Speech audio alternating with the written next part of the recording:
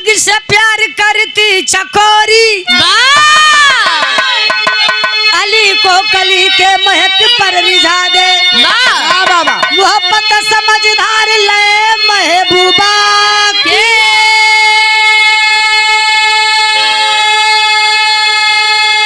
चाहे तो ऊंचे से नीचे गिरा दे। मोहब्बत है सोला, मोहब्बत है बागी,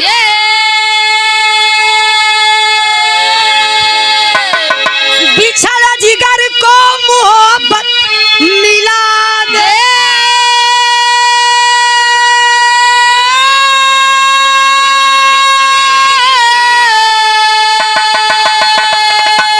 अरे मोहब्बत की गहराई अथाह सागर, मोहब्बत जो चाहे तो पत्थर गला दे।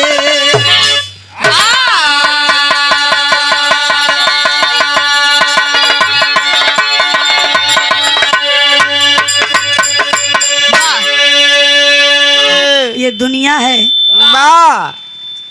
ब्रह्मांड को चला रहा है बाबा, लेकिन इस दुनिया में अच्छाई है तो बुराई भी है, धर्म है तो धर्म भी है बाबा। ऐसा नहीं कि सब कुछ सही ही है। मैं नारियों की भी बात ऐसे नहीं करती हूँ। हाँ, जैसे कि मैंने कहा कि अगर अच्छाई है तो बुराई है बाबा। तो समाज में चाहे लेडीज हो चाहे जेंट्स हो, कहीं न कहीं थोड़ी बहुत तो कुछ न कुछ गलतियां हैं। बुराई सभी में इसका मतलब ये नहीं कि नहीं हम इसका मतलब ये नहीं है। लेकिन बिरहा पर गौर करिएगा, प्यार को हिंदी में प्यार ही कहते हैं, उर्दू में मोहब्बत तथा अंग्रेजी में लव। लभम।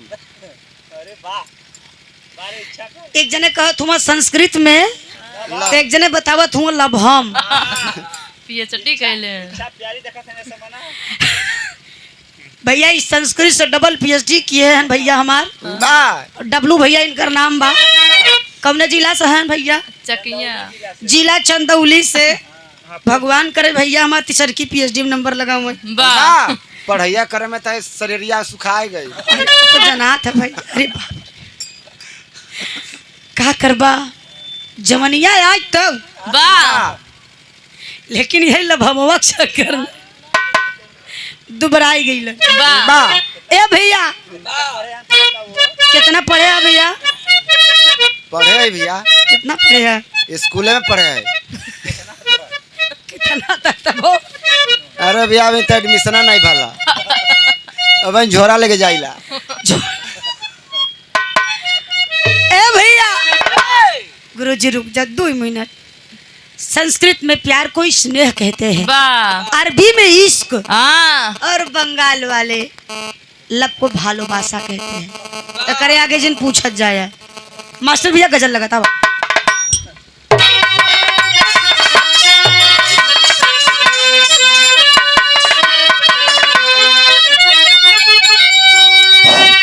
अरे पिया जिसको चाहे सुहागन वही है, पिया जिसको चाहे सुहागन वही है, पिया जिसको चाहे, पिया जिसको चाहे सुहागन वही है, पिया जिसको चाहे सुहागन वही है, पिया जिसको चाहे सुहागन वही है, पिया जिसको चाहे सुहागन वही है। अरे पिया जिसको चाहे सुहागन वही है, जल जो, अरे जल जो विरह में भागन वही है, चले जो बिना मेरा भागन वही है, चले जो बिना चले जो बिना मेरा भागन वही है। ई गजल बा लेकिन भाव बड़ा सुघर बा। नहीं बजा नई बनवा मुनव्वर मस्ताना जी, भांगड़ा पार्टी आप लोगों का बड़ा एहसान है। हाँ वाकई में एक कलाकार की कीमत को जानता है। आप लोग भी जानते हैं, ऐसा नहीं है, वाह लेकिन राग रसोई पागड़ी कहीं कहीं लही जाए। का करबा है पैसा लैला बहुत माया पुरस्कार बा ये बाबा, दातार सदा सुखी रखे रह यार। वाह गुरुदेव सॉरी, अल्लाह आप पर मेहरबान रहे, आप बरतियन पर मेहरबान रहा। सवेरे फिर चपक के बजाई दी है, आनंद आई जाए। वाह भांगड़ा के बात है दूसर होते। वाह आजकल ही डीजे चलिए बजे करे नाचे नहीं आवत। हाँ वह बेचारा हिल हाल देते। पहलवा एक जोरा जामा में वाह पूरे गांव को बिया हो जात रहा। वाह जब पियर के पहिर के निकराई बड़का मऊर बान है, हाँ लगाई दुल्हा आवत की। वाह अब तक दुल्हा में बड़ा बदलाव हो गया बा। वाह जैसे कि दुल्हा कोट पैंट टाई, वाह अगर 5-6 दोस्त हैं या 10 दोस्त हैं हाँ और सब है वो है। वाह कभो कभो तो लगत है जना हाई कोर्ट का वकील आई गए है। ज्यादा एक ही कलर रहा था। वैसे आप लोग तो जागत है या कुछ जने वाह कुछ ऐसा बारात मिली न हमें सब है वाह कि भगवान जाने ये कब जने न जागत रहन बोहनी तक नहीं भाई। वाह वाह देखिए बात रुपए पैसे की नहीं है, कुछ मिले या ना मिले, लेकिन 2-4-6 जने 10 जने सुनत ही बैठ के वाह तब बरतिया में हमारा सबका मन लागत है। चला यार 10 जने हम पचे है, 10 जने बराती भैया जागत है। आधा तू सब सुना आधा वो सब सुनी। वाह कब बहुत बराती से ज्यादा हम ही सबे दिखाए थे 2 पार्टी। जूता चप्पल गोरे सोच में पड़ जाई थे, लेकिन का करी भाई, बैठा बता गाए पड़े। वाह भाव बड़ा सुंदर बका। का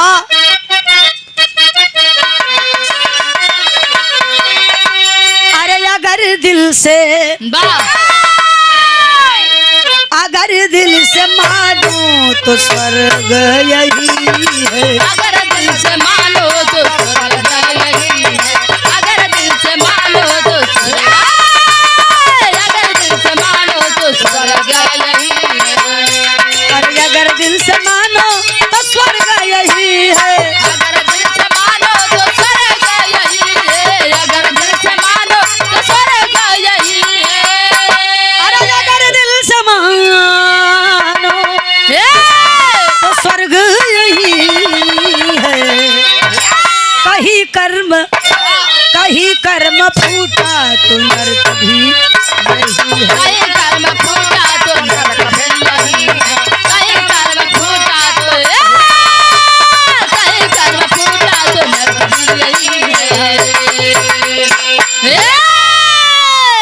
ए भैया वाह कहीं कर्म फूटा तो नरक भी यही है। वाह वाह सवाल यह है कि जो मरा वो लौट कर नहीं आया, वाह नहीं बताया कि स्वर्ग घर है कि नरके घर है। वाह वाह तो जो हमारे सामने है आए है हमें उसको मानना चाहिए।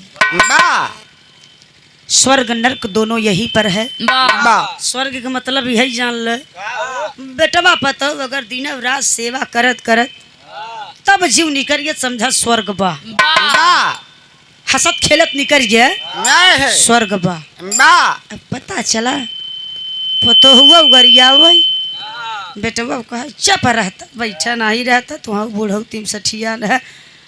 अब उठावो बैठावे बजाय ठेल ठाल दे गिर गुर जाए, बूढ़ऊ तिम कमर समर टूट जाए, जुड़ी न पावे या धन मर जाए। हाँ कोहरा भाई नरक बा। क्या बरे अगर सुखेम जिंदगी चली गई समझा स्वर्ग गई, वाह दुखेम चली गई तो समझा नरक गई। वाह भैया हो हाँ मैजन नजम बचार लाइन का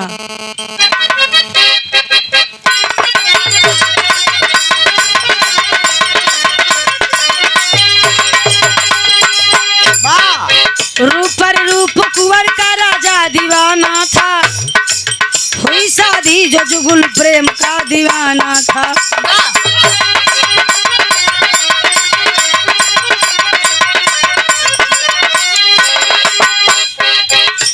चंद्रमुखी के सुंदर सलोनी सूरतिया बाबा चंदनपुर राजधानी के राजा, चंदनपुर राजधानी के राजा राजा वीरभद्र।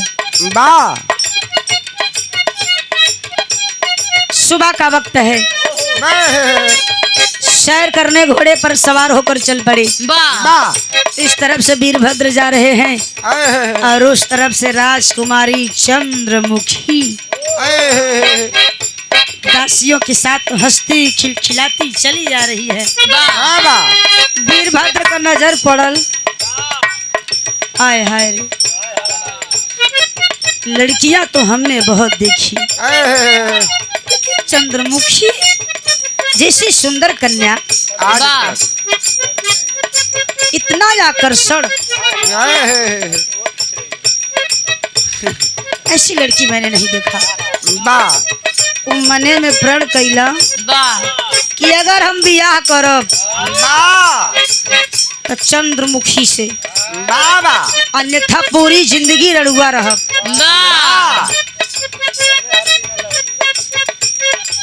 चंद्रमुखी के सुंदर सलोनी सूरतिया बा, साचा में ढारल जैसे मोम कर मूर्तिया बा।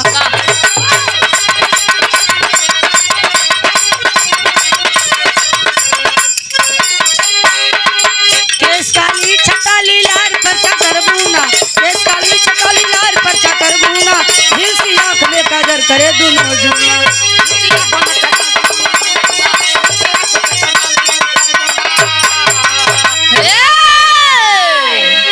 वीरभद्र बेताब हो गए, बेचैनी बढ़ी है, बाबा चंद्रमुखी को कैसे हासिल करूं।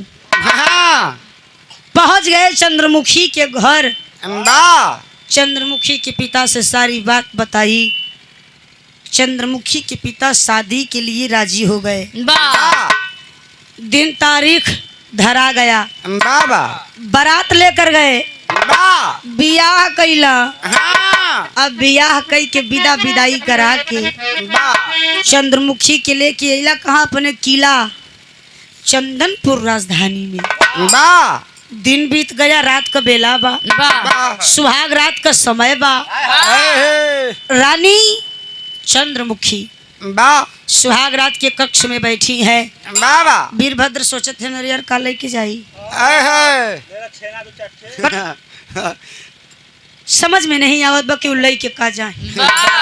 समझ सोचत तो मजे देर हो गई, कहाँ सबेर हो जाए। खाली हाथ पहुंच गए सुहाग रात के कक्ष में। गीत लगा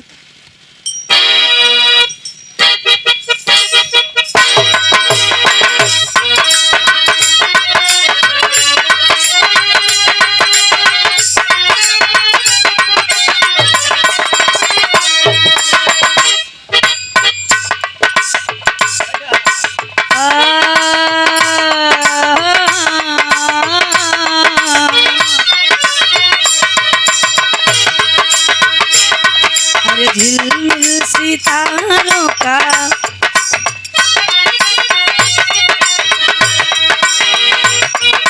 झिलमिल सितारों का आनंद होगा, रिमझिम बरसता सावन होगा।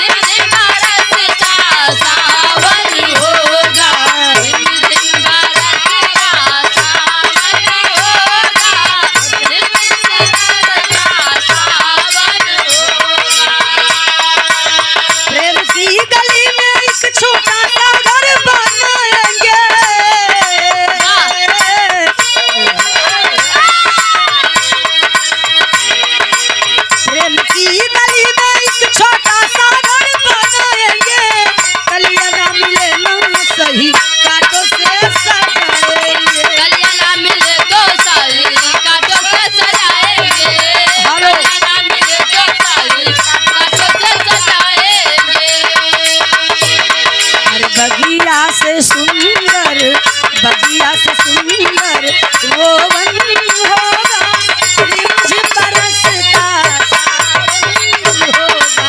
बगिया से सुंदर वो वन होगा,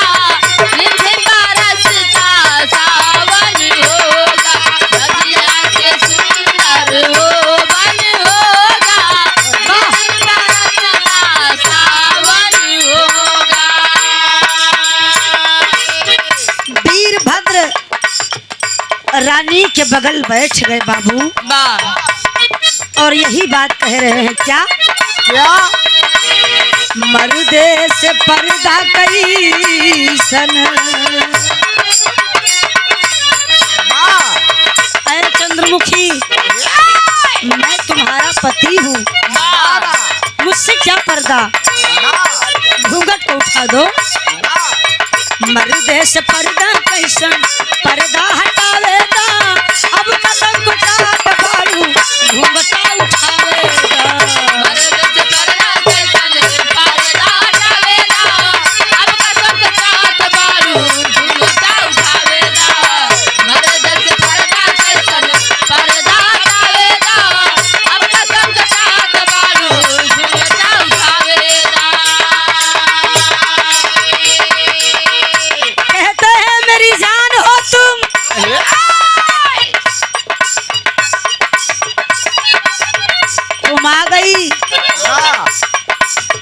मेरे जीवन में एक नई रोशनी जागी है सुंदरता का वर्णन करने लगे बारू नीरा मोही तू सुहाग वाली रात में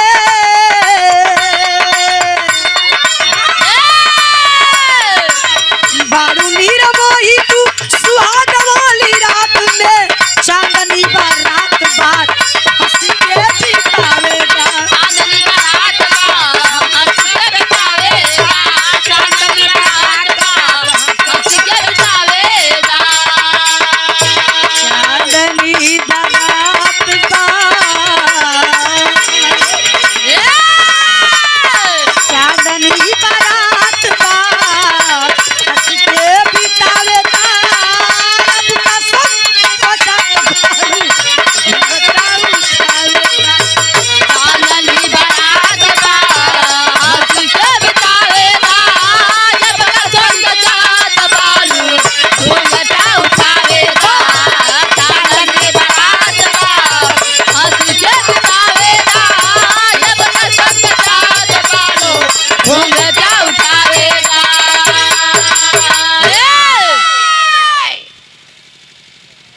बड़ाई करत करत राजा साहब दोनों हाथ घूंघट में लगाई के सोचला कि बस अब उठा दे हैं घूंघट में जो ही हाथ लगाकर घूंघट को खोलने चले डांट कर बोली रानी खबरदार राजा साहब खबरदार राजा क्या हुआ रानी मैं तुम्हारा पति हूँ मैं तुम्हारा मुखड़ा नहीं देखूंगा तो कौन देखेगा बाबा रानी कहली कि मुखड़ा देखे दिखावे में तराज नहीं बहो हमारे नैहरे में कुछ नियम बा जैसे लड़की अपने ससुराल जात है तब पहली रात में अपने पति का बुद्धि का परिचय लेते है और आज हम तुम्हें ठहाई ले कितना पानी में है कितना बुद्धिमान है राजा कहे बिना बुद्धि का हम है अच्छा था तू ऐसा का करबू चंद्रमुखी ने कहा मैं 3 सवाल करूंगी अगर सही सही जवाब दे देबा तब तक सुहाग रात होए नहीं तो चलो वोटिंग करेंगे ए भैया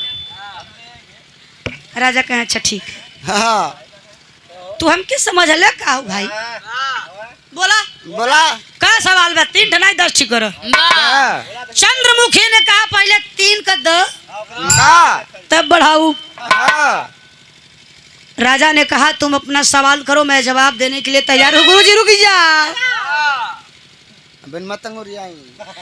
चंद्रमुखी ने कहा जरा भी रहा पर गौर करिएगा हम तो सवाल के जवाब बताओ भाई कर थोड़ा सा भी दिमागी कसरत करिएगा आखिर रनियमा के सवाल का जवाब होई का रानी ने कहा मेरा पहला सवाल है लुगा खोलवावे लुगा खोलवावे हाँ भैया सवाल हो और दूसरा सवाल बा गोल गोल टोवेला गोल गोल टोवेला हाँ तीसरा सवाल बा दहिया पे चढ़ के हाँ काहे फिर रोवेला।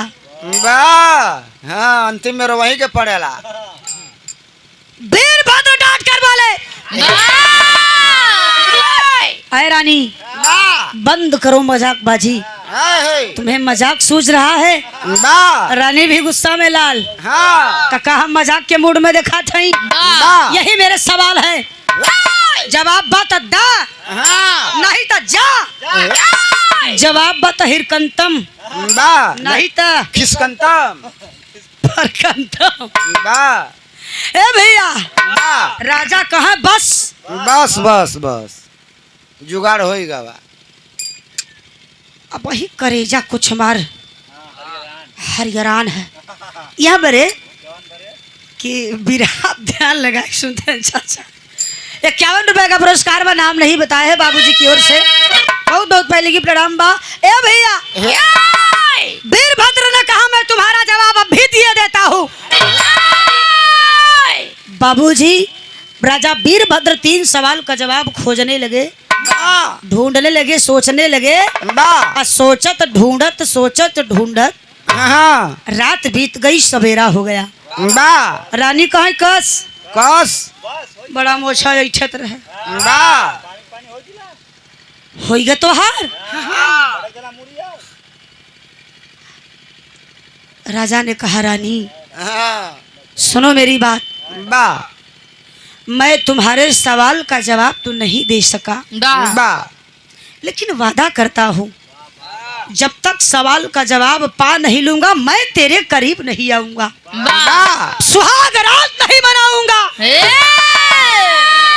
मैं तुम्हें छूऊंगा नहीं वाह जब तक तेरे सवाल का जवाब नहीं ढूंढ लूंगा। रात बीती सवेरा हुआ, दरबार लगा है, वाह दरबार में बड़े बड़े विद्वान बैठे हैं। गीत लगा था भैया का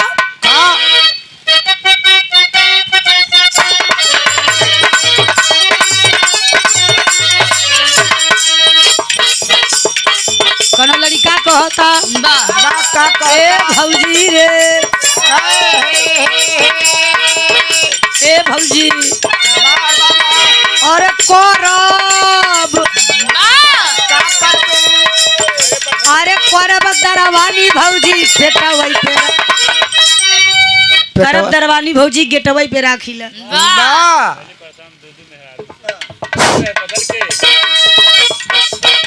अरे भैली परेशान हम त दुई दुई में हरारू से,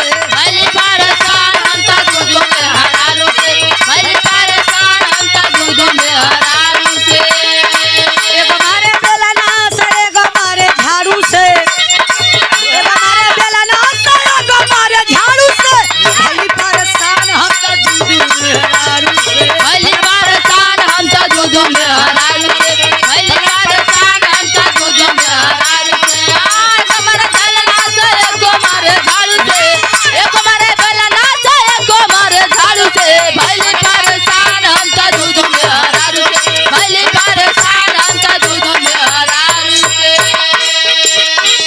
सोचे वाली बात बा, वाह एक मेहरारू में तनी आप अब जो दू ठी रखी ले है बा। वाह आजकल बीवी घर में बा लेकिन एक्स्ट्रा अफेयर चलत है।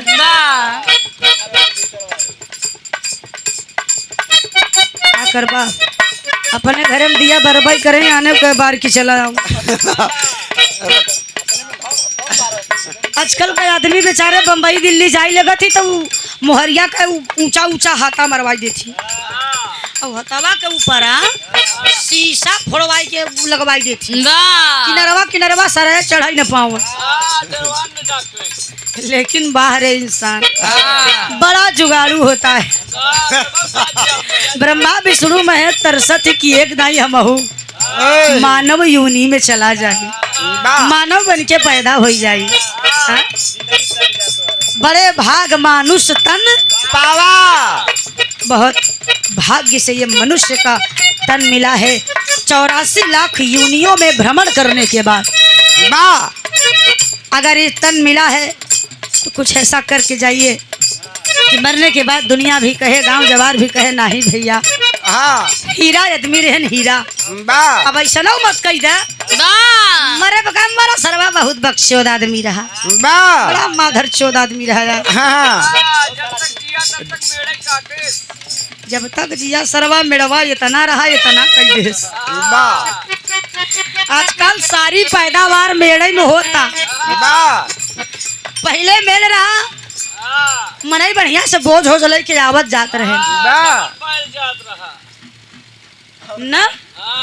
अब तो भैया वो मेड़ ना ही रही गया, आलुइया का मेड़वा तो तब ठीक रहा था, आलुइया उस पातर हो गया मेड़वा बा हर्री कई दे हैं, जना लहसुन प्याज के मेड़ी बने हैं। भगवान जाना पानी बरसत रहा जब डोल जा, अगर बुढ़ापा है तो काट खुला खसका जाए, बा का करबा हमारे गाँव न मैंने। आओ भैया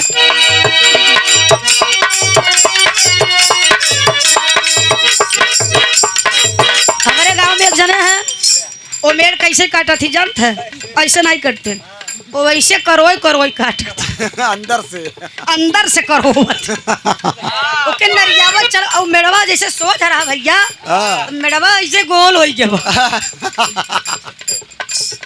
का करबा ज्यादा करा तो झगड़ा हो के बोले जाए। मैडम जिंदगी गवाए देते हैं लेकिन ना समझते हैं नीतन मिला काहे बाबा पेटम रहती तो भगवान से कहती नरक से बहरे कही दे। भगवान कहाँ जाबा तो का करबा, कहाँ तोहार नाम ले भरी कीर्तन करब, तोहार गुण गाऊ, कहाँ चल बहरे कह दिया। 9 महीना बाद बहरे कह दे ओकरे बाद भगवान कहाँ याद बा, कहाँ कहाँ कहाँ कहाँ कहाँ कवन बात। भगवान कहाँ ससुर अवता ईमान भूल गया, जा तब भरमल। अरे भैया भाव पर गौर करेंगे बाबू बाबा भैया।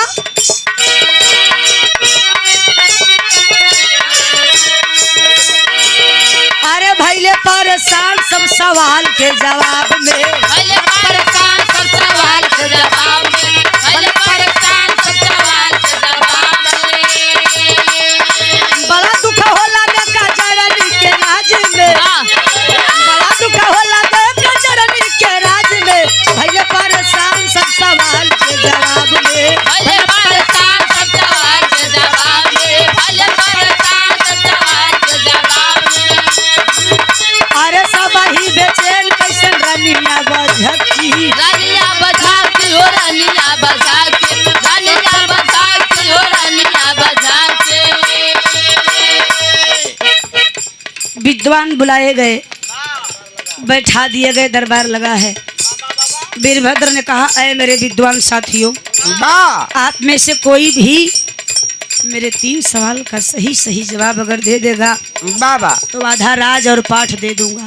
बा मेरे सान मान की बात है। विद्वानों ने कहा हुजूर बताइए क्या सवाल है। बा वीरभद्र मुड़िया झुकवले हुआ और कहला कि पहला सवाल है लुगा खुलवावे, बा दूसरा सवाल है गोल गोल, दूसरा सवाल है गोल गोल चोवेला, बा तीसरा सवाल बा दहिया पे चढ़ के काहे फिर रोवेला। इसी गुत्थी को सुलझाना है। बा विद्वान कहाँ कौन सवाल बा भाई? जिंदगी में बहुत सवाल जवाब हमने किया, ये कैसा अजीब सा सवाल है। बा विद्वान रानी के बारे में आपस में बात करने लगे। क्या सब ही बेचैन ई कैसन रनिया बझकी। विद्वानों ने आपस में विचार किया, हमके लगत रनियवा बा झक बा झक्की बा बूढ़ी विद्वान पीस जलिया में चक्की, जलिया में चाकी हो जलिया में चाकी, जलिया में चाकी हो जलिया में चाकी। पावे न जवाब राजा घूमेलन समाज में, पावे न जवाब राजा घूमेलन समाज में, भैया परेशान सब हो भले पर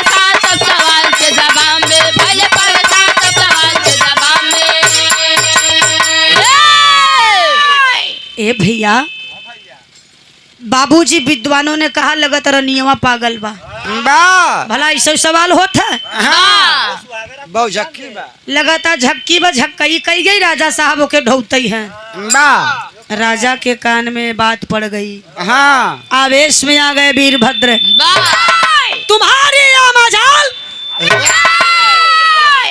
मेरी धर्म पत्नी के बारे में ऐसे विचार कैसे आए बा वीरभद्र ने कहा ऐ सिपाहियों इन तमाम विद्वानों को ले जाकर के कारागार में डाल दिया जाए सभी को चारपाई लगा दो उसी में सब सोवे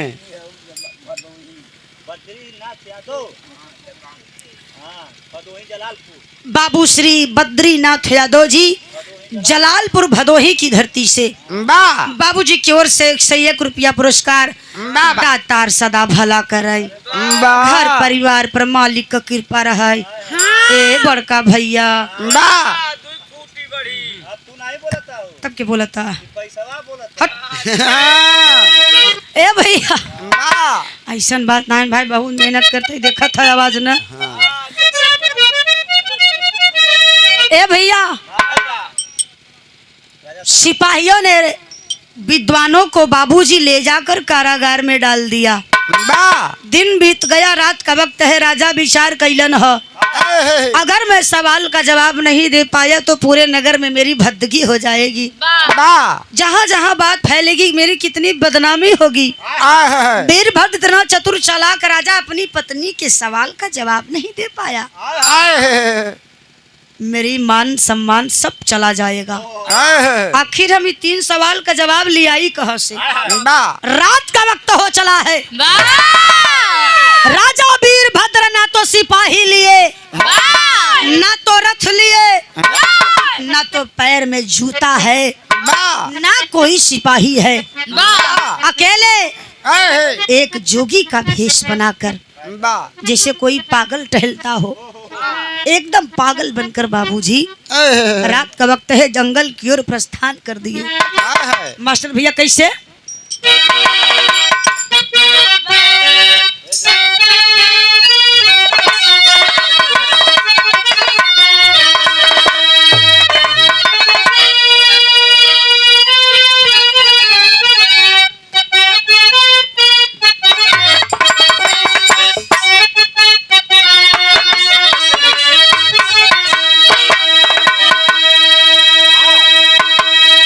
गीत आप लोग जानत हो बा गीत बड़ी पुरान बा लेकिन गीत पुरान नहीं होत बाबूजी गवैया गायक गावत गावत बुढ़ाई जाती लेकिन गीत वही रहती है फिर नया कलाकार आता है उसे अपने सरीके अपने सिरे से गाता है छोड़ी दा चटकल का नौकरिया सुना ये सजना अरे घरवा का रखे बरिया सुनाए सजना छोड़ी दा चटकल कह नौकरिया सुनाए सजना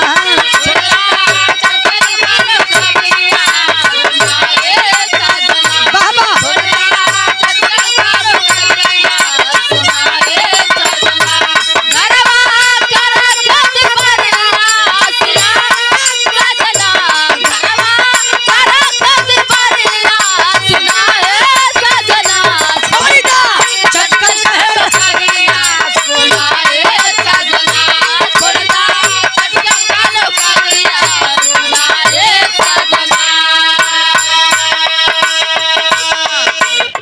वीरभद्र राजा रात का वक्त है बाबूजी जंगल की ओर निकल पड़े किसी को कोई खबर नहीं है वाह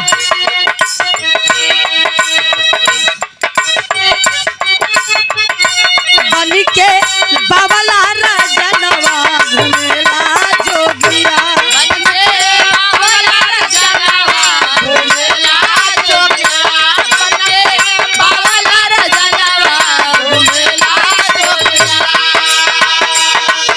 राजा जंगल में चले जा रहे हैं बाबू अब मन में विचार कर रहे हैं दुनिया मुझे ताना मारेगी अरे नारी मरी है मानवा नारी मरी है मानवा सोचेला जोगिया बन के जोगिया बनके बावला रजनावा घूमेला जोगिया बनके बावला रजनावा घूमेला जोगिया नारे मरे महलवा नारे महलवा सोचला जोगिया बनके बावला रजनावा घूमेला जोगिया बनके बावला रजनावा घूमेला जोगिया। विचार कर रहे हैं हो इस समाधान कैसे सोच भूप मनवा दान करके सोच भूप मानवा ओ समाधान करके सोच भूप मानवा ठोकर खात गईले एक दिन रूपन के भवनवा ठोकर खाके गईले एक दिन रूपन के भवनवा ठोकर खाके गईले एक दिन रूपन के भवनवा।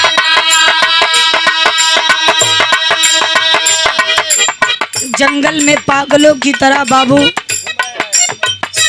4 दिन से वीरभद्र भटक रहे हैं कहीं उस ओर तो कहीं इस ओर इधर उधर भटक रहे हैं मगर एक दिन भटकते भटकते वीरभद्र पहुंच कहाँ गए अनजाने में कहाँ पहुंच गए उसी जंगल में एक मुनि की कुटी पर मुनि का नाम बताया गया रूपन मुनि बड़े ही शक्तिशाली बड़ा ही तेज कुटिया में प्रवेश कैलन वीरभद्र को देखते ही ध्यान लगाते हैं रूपन मुनि सब पता करते हैं अरे वीरभद्र लो जल जलपान करो क्या आपदा आ गई है क्या विपदा आ गई है कि तू बिना सिपाहियों बिना रथ नंगे पांव अगल गवा कर घूम रहा है चंदनपुर राजधानी का राजा भिखारी की तरह टहल रहा है ऐसी क्या तेरे जीवन में घटना घट गई वीरभद्र गुड़वा पकड़ के कहलो ए गुरुदेव एक हफ्ता भवा है मैंने शादी रचाया है सुहाग रात में मेरी पत्नी ने मुझसे 3 सवाल पूछ दिया है मैं जवाब नहीं दे पाया रूपन मुनि ने कहा सवाल क्या है वीरभद्र बता देलन जब रूपन मुनि ने सवाल सुना तो हंस पड़ी सुन के राजा के बचनवा हंसला जोगिया उनके राजा के बचनवा हंसला जोगिया उनके राजा के बचनवा हंसला जोगिया सुन के राजा के बचनवा हंसला जोगिया रे बन के पवला रजनवा घूमेला जोगिया बनके बावला रजनवा घूमेला जोगिया बनके बावला रजनवा घूमेला जोगिया।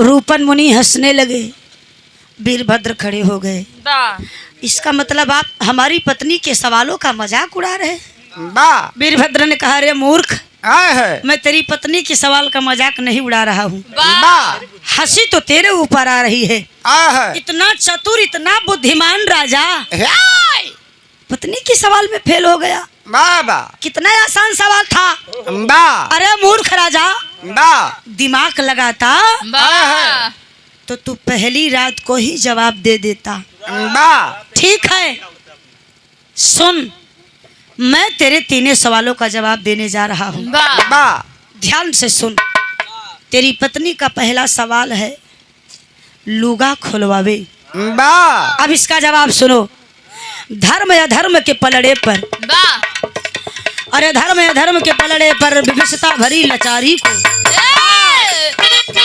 न समझ सका भूपेश कभी वह विदुषी अपनी नारी को। रहस्य छिपा है यंत्र में, बाबा रहस्य छिपा है यंत्र में दुर्योधन दुराचारी को।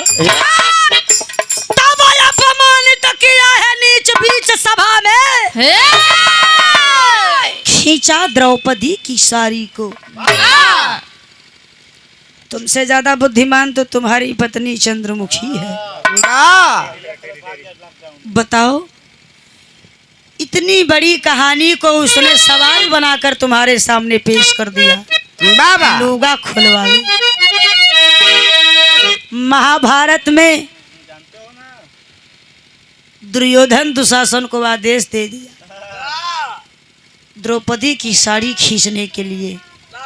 सवाल का जवाब यही है कि महाभारत में दुशासना द्रौपदी का लुगवा खोलत रहा। तुम्हारी पत्नी ने सवाल बना दिया लुगा खुलवावे, और तू ही में भटकत है। बचा 2 सवाल। राजा के चेहरे पे हल्की मुस्कान आई।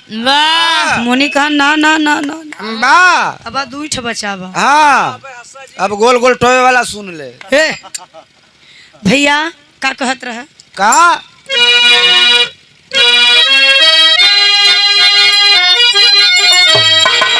परीक्षा के परिणाम का होई कैला संत शिरोमणि शब्दन के समीक्षा।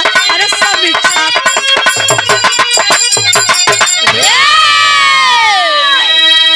ए भैया, रूपन मुनि कहे कि दूसरा सवाल सुनो वीरभद्र। सवाल है तुम्हारी पत्नी का गोल गोल टोवेला, इसका जवाब सुनो। कैसे भैया?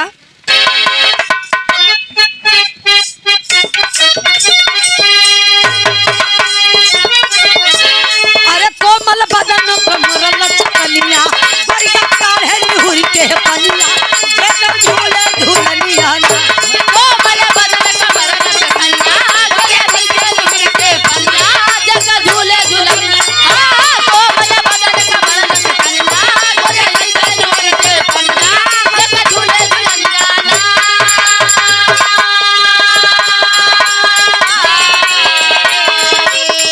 मुनि रूपन ने वीरभद्र से कहा सुनो वीरभद्र, दूसरे सवाल का जवाब। बाबूजी आप लोग भी गौर करिएगा, बिरहा आखिरी होता।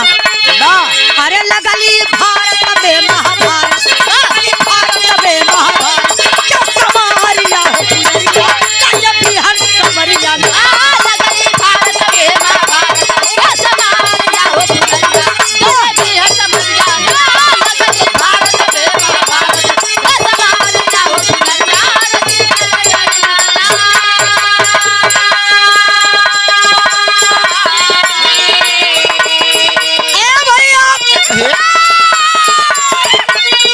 रूपन ने कहा दूसरा सवाल का जवाब सुनो वीरभद्र। दुर्योधन खून से लथपथ धरती पर गिरा था, कराह रहा था। अरे समर में बहा लहू की धारा,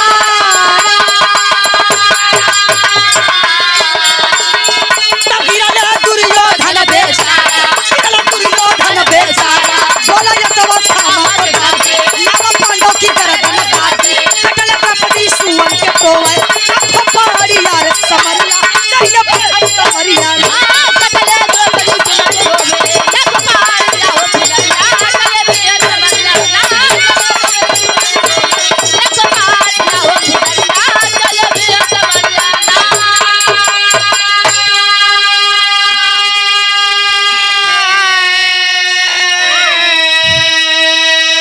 ए भैया, अस्वस्थामा आकर बोला अरे दुर्योधन तू मेरा गुरु भाई है, बोल तेरी क्या इच्छा है मैं पूरा कर दूंगा। दुर्योधन हंसकर बोला अरे तू क्या करेगा, दुर्योधन की इच्छा तू पूरी करेगा। अरे जा हट। अस्वस्थामा कहा दुर्योधन मैं हंसी मजाक नहीं कर रहा, मैं सच कह रहा हूँ, बोल दो तुम्हारी क्या इच्छा है। बोलो इच्छा। दुर्योधन कहा ठीक बा, तो जवन कहा वह करे के पड़ी। अश्वत्थामा बोलो। दुर्योधन ने कहा, क्या तुम पांडवों का कटा हुआ सर मेरे हाथ में लाकर रख सकते हो? ना मेरी इच्छा यही है ना कि पांचों भाई पांडवों की कटा हुआ सर मेरे हाथ में रख दो। ना यही मेरी इच्छा है। अश्वत्थामा कहा, बस इतनी सी इच्छा मैं पूरा करता हूँ। आधी रात का वक्त है, हाथ में कटार उठा लिया, पहुंच गया पांडवों के खेमे में। संजोग ईश्वर की देन, उस रात उस खेमे के भीतर पांडव सोए ही नहीं थे। अब सोचे वाली बात बा, जब पांडव नहीं सोए हाँ तो कोई तो सोया होगा। पांडवों की जगह पांडवों के 5 पुत्र, छोटे छोटे नन्हे नन्हे बालक, कोमल कोमल सोए हुए हैं। आया है। अश्वत्थामा घुस जाता है खेमे में, आहा, उन 5 मासूम बालकों की निर्मम हत्या करता है। आया है। पांडव समझकर बा अंधेरा है,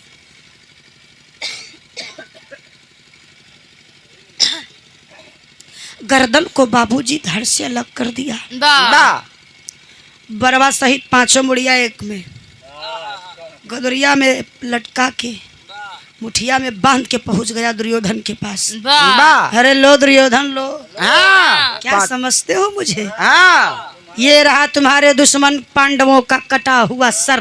बा गिन लेना 5 है या नहीं है। बाबा दुर्योधन विचार करत है, बड़ी जल्दी गवा, बड़ी जल्दी है। हाँ फिर भी दुर्योधन खुश है। क्यों? पांडवों का कटा हुआ सर मेरे हाथ में है। लेकिन तब वो भले खुश है, हंस रहा है, विश्वास नहीं होता। बाबा अब विश्वास करने के लिए वो का करत बा, का 5 मुड़िया के जमीन में रख दिया, एक मुड़ी उठावे हाँ के घुमा घुमा के टोवे, बा परखे। हाँ अब परखे के बाद गदोरिया के बीचवा में ऐसे धई के हाँ जब दबाई हाँ तो मुड़िया फच से फूट जाए। बा 1 फूटी, 2 फूटी, 3, 4, जब 5 फूटल हाँ तब बोलो दुर्योधन मूर्ख, यह पांडवों का कटा हुआ सर नहीं है। क्योंकि अर्जुन, नकुल, सहदेव, धर्मराज की मूड़ी कोई भी तोड़ सकता है, लेकिन भीम की मूड़ी कोई नहीं फोड़ सकता। बा ये पांडवों का सर नहीं है, है ये तो पांडवों के मासूम बच्चों का कटा सर है। आहा ये तूने क्या कर दिया? बा मेरी दुश्मनी पांडवों से है, आया है। न कि उनके मासूम बच्चों से है। आहा रूपन मुनि वीरभद्र से कहोई, हाँ तोहरे मेहरी का दूसरा सवाल रहा, गोल गोल टोवेला। तब महाभारत में दुर्योधन वो छोट छोट लड़कवन को गोल गोल कटल की मुड़िया टोवत रहा कि पांडवई के हवई कि दूसरे के। बा तुम्हारी पत्नी ने बताओ, बहुत बुद्धिमान है भाई, बा इतनी लंबी चौड़ी कहानी को सवाल बना दिया। बाबा गोल गोल टोवेला। हाँ। तो दुर्योधन उन लड़कवन को गोल गोल मुड़िया टोवत रहा। बा बचाया आखिरी सवाल, तीसर की तीसरा बा तीसरा सवाल है, देहिया पे चढ़ के काहे फिर रोवे? रोवेला वीरभद्र रच के हंसलन। बा मोनी कलर रुका, हाँ अब भैया गुड़ वाला बाकी बा। बा कहते हैं सुनो ध्यान से वीरभद्र का भैया, का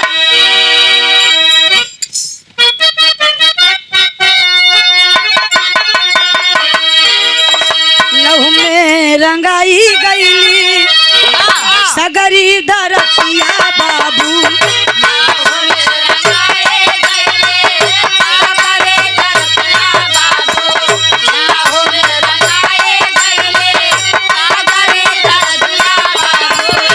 चारों ओर बिछल रहे लसिया पे लाल।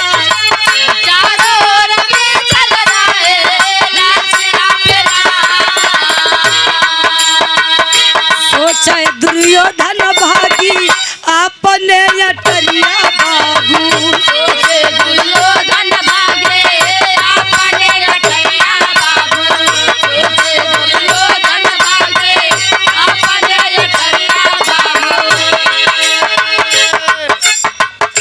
दुर्योधन भयभीत हो गया। पांडव मुझे जिंदा नहीं छोड़ेंगे। मैंने पांडवों की मासूम बच्चों की हत्या करवाई है। बाबा मैं कहाँ भागूं, आए है कहाँ जाऊं? खड़ा हुआ, लड़खड़ाते हुए भागने लगा। भाग कर जाए कहाँ? लाश पर लाश बिछी है। महाभारत में इतना लोग मारे गए कि खून की दरिया बह रही थी बाबू। जाकर खून की दरिया किनारे दुर्योधन खड़ा हो गया। विचार करता है, काश कि मैं इस खून की नदी को पार करके उस पार चला जाता। जाकर घर में घुस जाऊंगा, बाहर नहीं निकलूंगा, मुझे कोई नहीं मार पाएगा। लेकिन हम पार कैसे करी? कोई नौका भी नहीं है। सोचे दुर्योधन भागी आपने अटरिया पंचो। दुर्योधन भागे आपने अटरिया पंचो।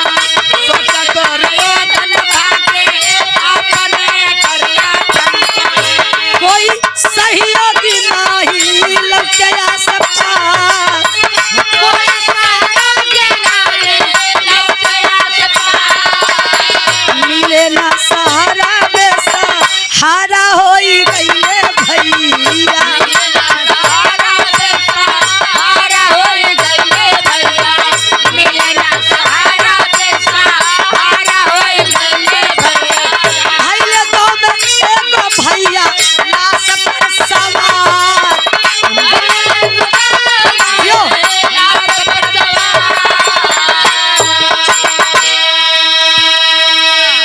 खड़ा खड़ा सोच रहा है, आखिरी खून की नदी हम पार कैसे करी? अचानक बाबू दो लाश उसी खून की नदी की धारा की प्रवाह में बहती हुई चली आ रही है। एक लाश किनारे पर लगी है। सोच गया कि इससे बढ़िया साधन कहाँ मिली। उसी मुर्दे के सहारे, लाश के सहारे दुर्योधन नदी को पार कर गया। उस पार गया, मात्र 2 कदम आगे गया है। सोच रहा है, जिस मुर्दे ने मुझे नदी पार कराया, एक बार देख लूं किस बेचारे की लाश है। पलट कर आया, जब ही लाश बहने ही वाली है, पकड़कर पैर को खींचता है, अपनी बाहों का सहारा से बाहर निकला। पहचान में नहीं आ रही है वो लाश। जो उसके कंधे पर गमछा था या साफा था, उसके चेहरे से, क्योंकि पूरा शरीर मुर्दे का खून में सना हुआ है, साफे से चेहरे का जब खून साफ किया है, चेहरा शीशामती चमकत बा। चेहरे को देखते ही दुर्योधन गिर पड़ा बाबू। गिर पड़ा और छाती पीट पीट कर रोने लगा। रूपन मुनि राजा वीरभद्र से कहते हैं, अरे पागल राजा, तेरी पत्नी का आखिरी सवाल है, दहिया पे चढ़ के काहे फिर रोवेला? दुर्योधन जो उन्हीं लसिया पर चढ़ के नदिया पार कैले बा, और लसिया के देख के रोवत बा। क्यों रो रहा है? क्या कारण है? वो इसलिए रो रहा था कि जिस लाश के सहारे उसने खून की दरिया पार कर लिया, वो लाश किसी दुश्मन की नहीं थी, गैर की नहीं थी, तो थी किसकी? वो लाश दुर्योधन के सबसे प्रिय पुत्र लक्ष्मण कुमार की थी। अपने संतान की जब वो लाश देखा बाबू, तो उसके आंसू रोके से नहीं रुके। धरती पर गिर के छाती पीट पीट कर रोने लगा। काश महाभारत का युद्ध रुक गया होता, ये युद्ध टल गया होता, तो आज मेरा ही बेटा नहीं, मेरे ही भाई नहीं बल्कि न जाने कितनी माताओं का गोद सूना न होता, कितनी दुल्हनें विधवा न हुई होती, कितने बच्चे यतीम न होते। छाती पीट पीट कर रो रहा है बाबू। लेकिन कहावत बा किया ब पछताए होत का जब चिड़िया चुंग गई खेत। एक बात जान ल, खुद के औलाद पर जब कुछ होता है तो कितना पथरा बना रहा, लेकिन ये छाती फट जाती है। आप सोचिए फौज में कोई कोई ऐसा बच्चा गया है जो घर में अकेला हो, माँ बाप का सहारा बस वही, और वो भी उसी बेटे की लाश उसके दरवाजे पर आ जाए, तो बताइए उन माँ बाप पर क्या बीतती है। एक माँ ने सवाल किया, एक माँ ने सवाल से सरकार से सवाल कर दिया कि आप लोग 1 इंच 2 इंच 3 इंच कम हो जाता है तो नहीं लेते हैं, हमारे बच्चों की लाश आप टुकड़ों में भेज देते हैं, हम कैसे ले। आप 2 इंच 3 इंच के लिए छाट देते हैं, और आप हमारे बच्चों की कभी टांग भेज देते हैं तो कभी सर भेज देते हैं। यही जब पुलवामा हादसा हुआ था तब एक माँ ने सवाल किया था सरकार से, ऐसा क्यों जब आप 1 इंच नहीं 2 इंच बर्दाश्त कर रहे हैं, तो हमने जिसे जन्म दिया है उसे टुकड़ों में कैसे ले सकते हैं। हमें गर्व होना चाहिए हमारे देश के फौजी जवानों पर। हम चैन से सोते हैं, वो रात भर जागते हैं। दुर्योधन रो रहा है, काश ये युद्ध न हुआ होता। उठा लिया गदा। रूपन मुनि ने कहा, ए वीरभद्र सुनो मेरी बात, तेरी पत्नी ने इस घटनाक्रम को सवाल में पेश कर दिया और तुझसे सवाल कर दिया कि देहिया पे चढ़ के काहे फिर रोवेला। वो दुर्योधन का बेटा था, जिस लाश पर चढ़ कर गया उसी लाश को देखकर रो रहा था, क्योंकि वो उसका बेटा था। मजाक में समझ रहा है उस बात को। तुम मजाक के मूड में थे, लेकिन तुम्हारी पत्नी कितनी बुद्धिमान निकली। दिमाग लगाते तो आज तुम्हें 6वां 7वां दिन है भटकना नहीं पड़ता। जाओ। दुर्योधन गदा उठा लिया, धरती में मारा, मारे गदा से अरे धरती फाटली दबावे लसिया, तहिया दुर्योधन के पोछे ना पोछल लसिया।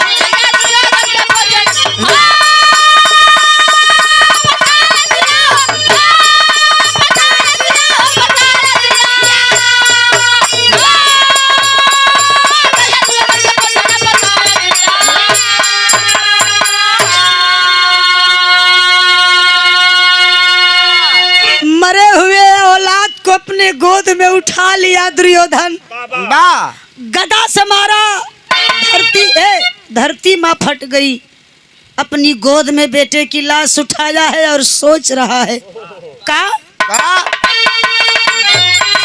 कुल समूह के नाश करवली, पुत्र के भैली आनी हो।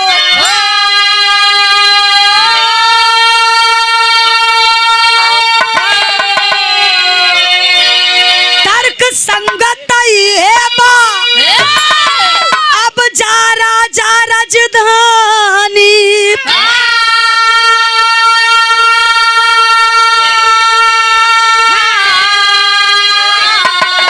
अरे हर्षित भइले भूप खुशिया मनावा रसिया, तहिया दुर्योधन के पोछे ना पोछल रसिया।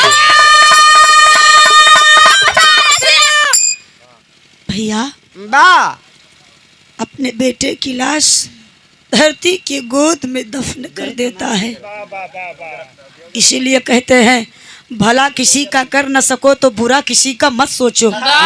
यदि तुम यार किसी का भला नहीं सोच सकते तो बुरा सोचने वाले कौन हो, चाहे हम हो चाहे आप हो।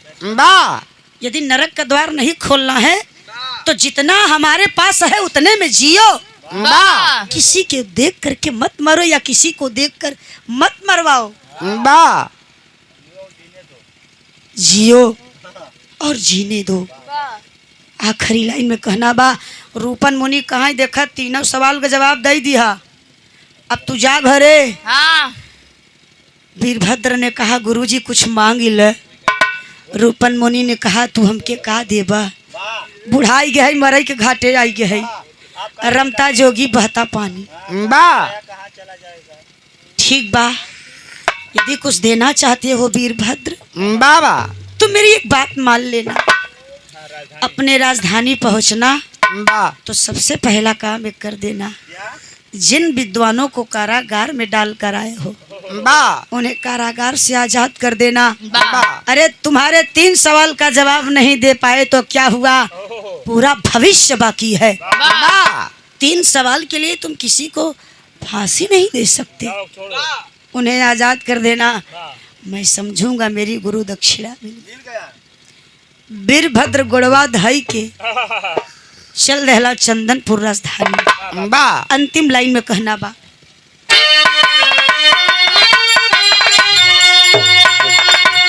जाजखाल गुरु जद्दू लौटन की लहरे फूलवा, कथन करे कवि गंगा सागर मितवाया वाधा।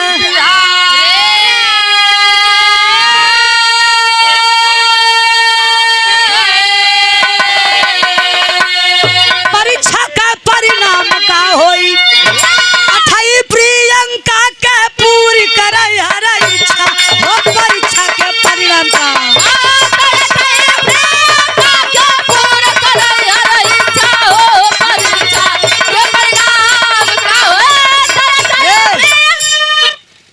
कबो कबो है चाचा गावेले, अरे दुनिया का मेला